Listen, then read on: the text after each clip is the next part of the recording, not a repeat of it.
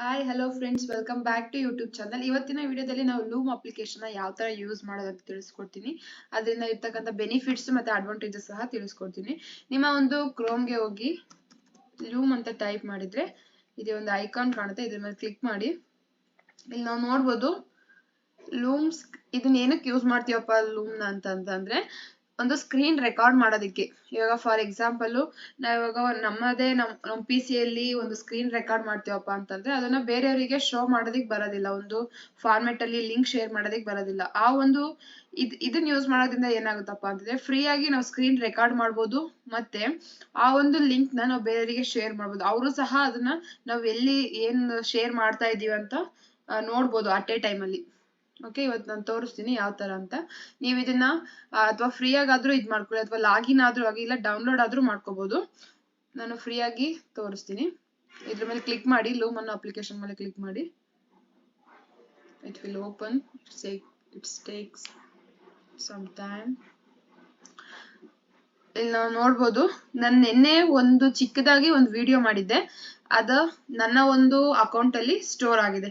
ಇದ್ರದ್ದು ನಾವು ಏನ್ ಮಾಡ್ಬೋದು, ಒಂದು ಲಿಂಕ್ ನಾವು ಇವಾಗ ಯಾರಾದ್ರೂ ಗೂಗಲ್ ಫಾರ್ಮ್ ಶೇರ್ ಮಾಡ್ತಾರೆ ಅವರಿಗೆ ನಮ್ಮೊಂದು ಇಲ್ಲಿ ಇವಾಗ ಫಾರ್ ಎಕ್ಸಾಂಪಲ್ ನಮ್ಗೊಂದು ಪ್ರಾಬ್ಲಮ್ ಇದೆ ಅನ್ಕೊಳ್ಳಿ. ಪ್ರಾಬ್ಲಮ್ ಇಂತ ಹತ್ರನೇ ನಮ್ಗೆ ಪ್ರಾಬ್ಲಮ್ ಇದೆ ಅಂತ ಸಾಲ್ವ್ ಮಾಡ್ಕೊಳ್ಳೋದಕ್ಕೋಸ್ಕರ ಈಗ ನಾವು ಕೆಲವೊಂದ್ಸಲ ಹೇಳ್ಬೇಕಾದ್ರೆ ನಮ್ಮ ಮಾತುಗಳಲ್ಲಿ ಬೇಗ ಬೇಗ ಬರೋದಿಲ್ಲ, ಏನ್ ಹೇಳ್ಬೇಕು ಇದ್ ಮಾಡೋದಕ್ಕೆ ಅಂತ ಬರೋದಿಲ್ಲ. ಬಟ್ ನಾವು ಈ ತರ ಸ್ಕ್ರೀನ್ ರೆಕಾರ್ಡ್ ಮಾಡೋದ್ರಿಂದ ನಮ್ ಪ್ರಾಬ್ಲಮ್ ಏನು ಅಂತ ಅವ್ರಿಗೆ ಈಸಿಯಾಗಿ ಫೈಂಡ್ ಔಟ್ ಮಾಡ್ತಾರೆ. ಇವ್ರು ಎಲ್ಲಿ ತಪ್ತಾ ಇದಾರೆ ಅಂತ ಸಹ ಇದು ಈಸಿಯಾಗಿ ಗೊತ್ತಾಗುತ್ತೆ.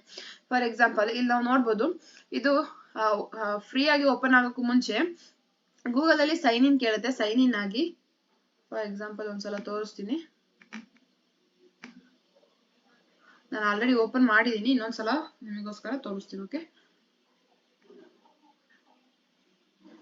ಇಲ್ಲಿ ಅಕೌಂಟ್ ಇದೆ ಅಲ್ಲ, ಇಲ್ಲಿ ಹೋಗಿ ಪರ್ಸನಲ್ ಅಂತ ಕೊಡಿ.